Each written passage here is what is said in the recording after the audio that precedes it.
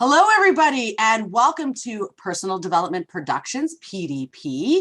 We're so excited to be here with you because we love talking about personal development every single day, many times per day, and we enjoy you watching us. So make sure that you subscribe to our channel and put some comments out there. Tell us how you feel about the content, or if something resonates with you, let us know. So today we're going to be talking about one of my favorite topics, and that is imagination. So here's my preamble for this. Look, kids use imagination every single day. My kids build forts out of the couch downstairs. They use sheets, they use pillows, and they often say to me that when I ask them what they're doing, that they're fighting the dragons in a castle, that they're the knights, and they're going to protect everybody in the castle, which is their fort. But you know, when we grow up, because we all have to grow up. I mean, I don't know, but when people ask me if I've grown up, every day I say, I don't know what I'm doing. I don't feel like I've grown up because I'm a kid at heart, right? I'm sure we all are. But, you know, as we grow, as we age, imagination seems to suppress. We suppress it, right? And the question becomes, why do we do that? Why do we feel that as we age, imagination gets suppressed? What happens if we open our hearts, open our minds, open our subconscious mind to use imagination to help us level up, to face fears, to do other things like that? So that's our discussion today. First of all, I'm going to introduce my partners now. So let me start with Ms. Kelly Chiasson, Mamapreneur. Hello, hello. Hello. And Dr. Good morning, good evening, wherever you are in the world. And Dr. Lester Bailey, how are you today? Fantastic. Amazing. So we're going to actually start this conversation off with you, Lester. So what are your thoughts on imagination? I love imagination. You know, all of our lives, we've been imagining so many things. You know, as Professor says, you think about as a child, how you created everything that you ever wanted. You ever seen a child that lives by himself, you know, that only child, and that only child creates a family, and yet someone with a big family can't create a child because they don't want to turn around and use that imagination. Imagination literally is the workshop of the mind. It's what do you see? What do you feel? What is that thing that's going to change the world? Everything around you, everything that you see, everything that you read, everything that you touch comes from someone's imagination. It may not be yours, but you may have helped contribute to what that was. Mm-hmm. You know, there was one point in time that, you know, we'll call them cave people, walked around, and someone wanted to see how to make fire. Now, fire has not been, quote unquote, imagined, or we'll say had even been made, until someone thought there's got to be a way to create heat in an expressive way. What was that idea that they had in order to create fire? Somebody looked at it. Somebody took two little sticks. You have to see this as an imagination. They took two little sticks and they rubbed it and they rubbed it and they rubbed it. This is a child. This is not somebody that's in their 90s. This is a child that's saying rub, rub, rub, rub, rub. And all of a sudden you start seeing this little smoke come out. It happens in most of us when we're starting to think, a little smoke comes out of our brain. For most of us, thank God the world doesn't see it. But we start looking at what that looks like, and that fire began. Could you imagine you're the person that created something that the world still uses today? Somebody says out of stone, they made a wheel. Yep.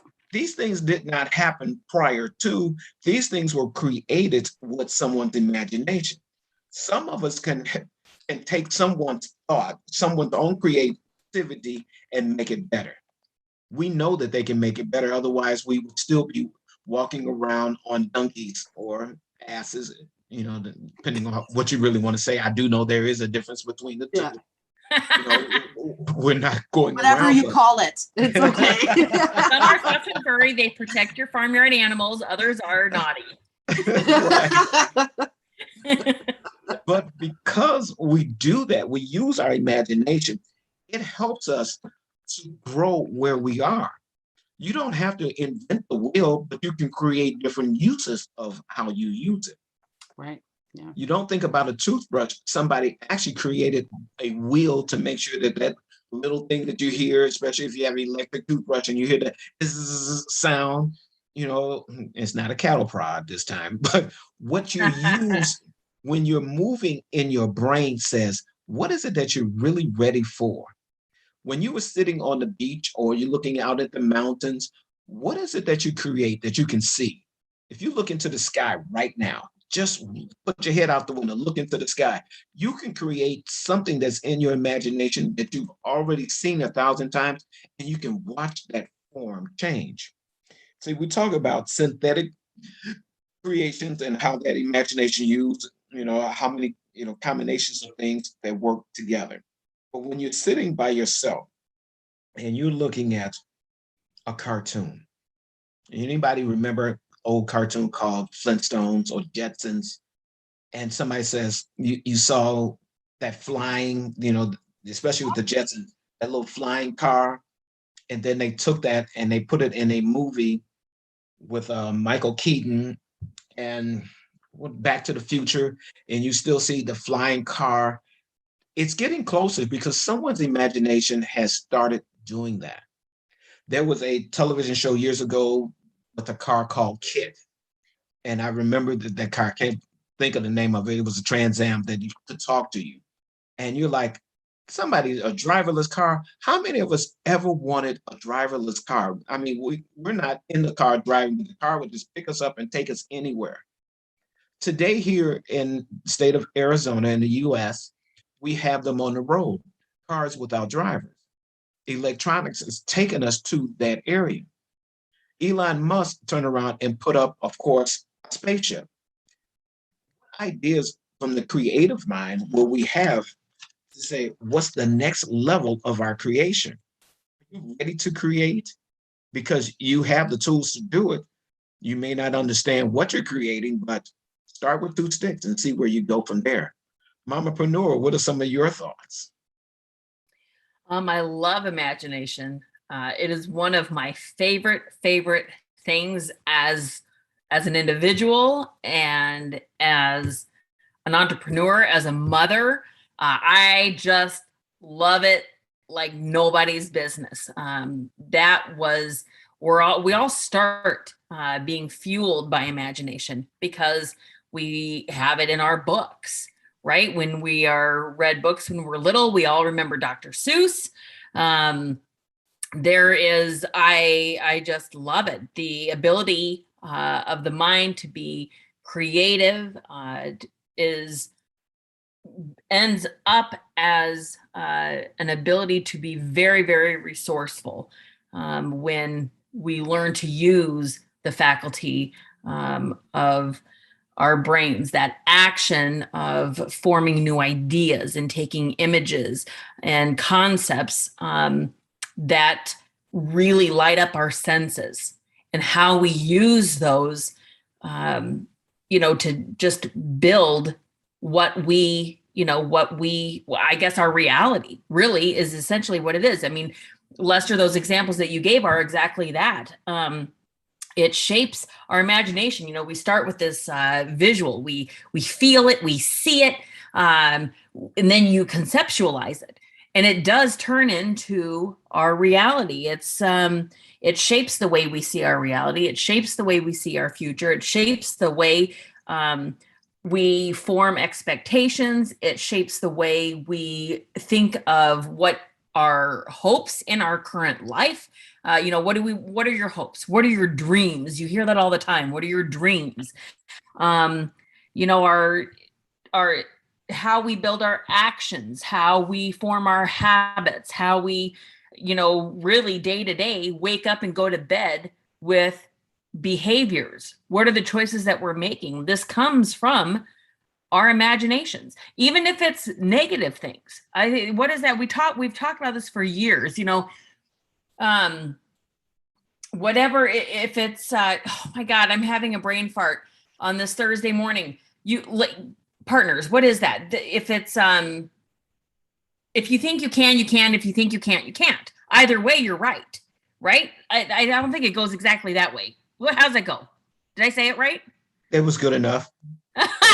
Okay, but it's either way, sooner or later, given enough time, and if with the skills to be able to acknowledge and be honest and recognize whatever we imagine is what we're going to create. And whatever we have created and are experiencing and living, it's because that's what we imagined. If you imagine that driving on the 5,000 lane highway from, the GTA into Toronto is going to suck ass, it's going to be a long ass drive for you. That is not going to be something you're going to want to repeat. However, if you go into that drive and you're like, listen, I got my playlist. I got this. This is going to be a little slower moving than I would probably prefer, but you know what? That's okay. I'm going to take full advantage of what calls can I make? Who do I need to get back to that I can talk to my robot lady and get her on the phone? Is there some personal development tools that I can play? Maybe I'm learning a new language. You can take advantage of that. But if you imagine that it's just going to be shitty the whole way, excuse my language, extra fresh Joe this morning. But if you imagine that's what it's going to be, you sleep in the bed you make, right? Mm-hmm. So why would you expect that experience to be anything different? Because you already imagined what your reality was going to be. But the fact is we all have the power to change it. And, the two different kinds of imaginations, I don't know. I just love it. And it's a very, very powerful ability and tool and skill for us to be able to form mental images of something that's not perceived through our five senses, but directly affect them. Very true. Very, very true. I was just thinking with imagination, I learned this recently, with imagination, you can actually help heal yourself. And I didn't know, there's times where I'll sit with myself and I'll imagine that something has already happened, but in the outcome that I wanted it to happen. So that's manifestation, really. But I've said, I used to think it was odd. It was weird to sit with myself and dream of being in a specific place or being where I want to be. And I realized that it's actually very, very healthy to take the time with yourself and imagine, if you want to, I used to dream that I was on a big stage singing in a band. That's what I used to dream, or wrestling on a stage. But now more recently, it's like more everyday little things. Like I have exams coming up. I can see myself sitting and writing that exam. I can see my mark coming back and I can see what that mark is. And the more that I put that in my mind, the more that I imagine it and I bring it to some sort of reality for myself, the more that I take away that negative, right? Because that comment you made earlier, if you think you can't, you can't really.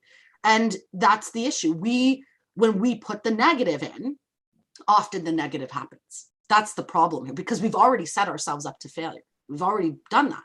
So we have to be aware and be aware that we really create the path. We're the ones that open the curtain and the doors. We just have to already see it. And that comes with imagination. And it's people say, oh yeah, we're adults, we shouldn't imagine. No, you should, because that's where those big dreams come from. And I know someone's going to say the Walt Disney quote sometime later in the show, but this is what this is about. Imagination, I think, is the key that a lot of people don't use. They don't use it. Yes, you're pointing. Is that the quote? I see it. There's a little Mickey Mouse. It's not the quote, but it says, I can't read from this far. Hold on. That's okay. You go do that. I'll keep going. It says, those who dream. Oh yeah, this isn't the quote, but it goes, those who dream the biggest dream. Oh, I lied. And I'm looking right at it. Those who dream the biggest do the most incredible things. But that's the truth. That is the truth. The problem is that we think we have to be calculated. And I always used to think that, I have to be calculated for everything because I don't want to fail. That's not true. You have to fail. You are going to fail. Know it, expect it. It's how you recover from it. And with the recovery, with the dream that you are trying to succeed, is the imagination. Imagination, I'm telling you, is that key that many forget about. They always think calculations, dollars and cents only, always having a plan. The plan must be the plan. And if we fall off the plan, we failed and we must give up. That is wrong. That is negative, stinking thinking, and it is not good. So imagination, you need to open your mind. I heard Lester say it, the workshop of the mind.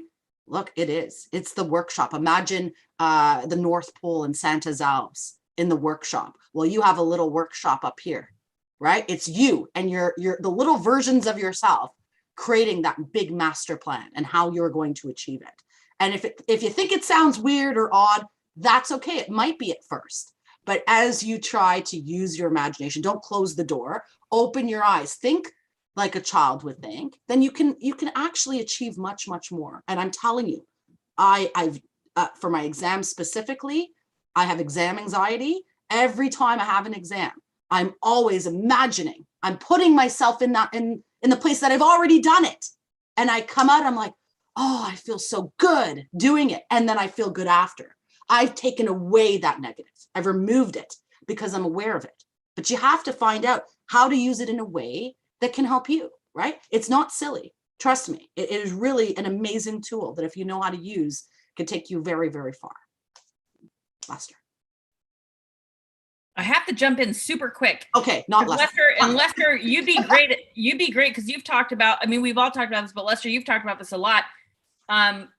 When you talk about it as a tool, it's actually, people say, how important is imagination as an adult? And quite frankly, it is one of the most practical exercises we can do or we can use, because when we keep our imagination sharp, it improves our creative thinking and our problem solving.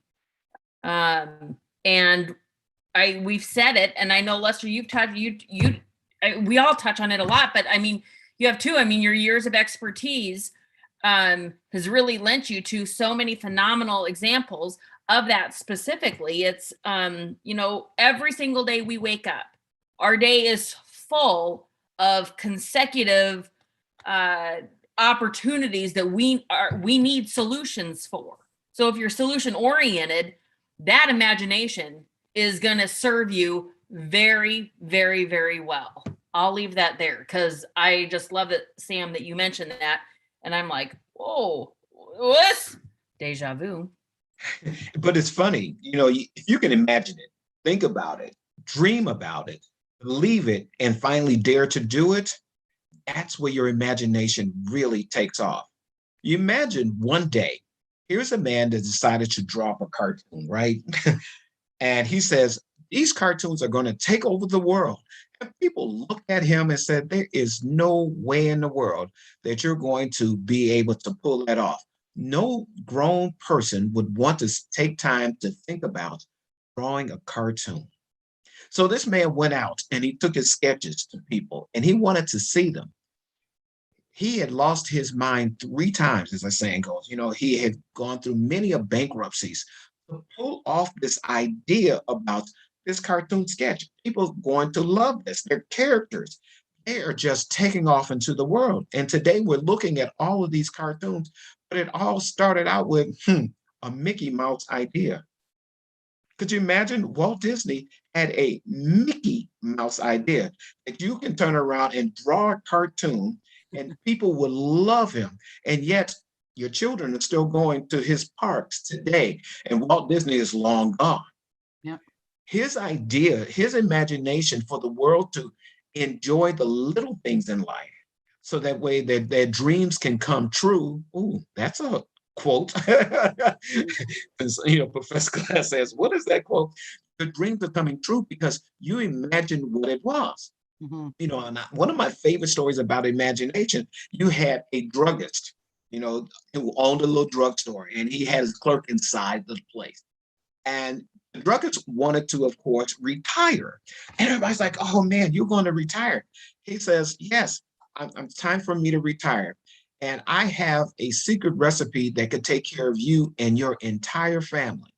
If you pay me $500 for this secret, recipe, and the clerk looked at him and says, $500. He says, yes, I can retire at $500.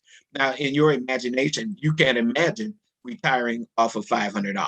You, no matter how you look at it, it's like I can live the rest of my life off of $500. Right now, you can turn around and buy lunch, and if you're lucky, you may be able to extend it into dinner with $500 today. Yeah. But he turned around and took this clerk outside. The clerk saw this big old kettle, iron kettle.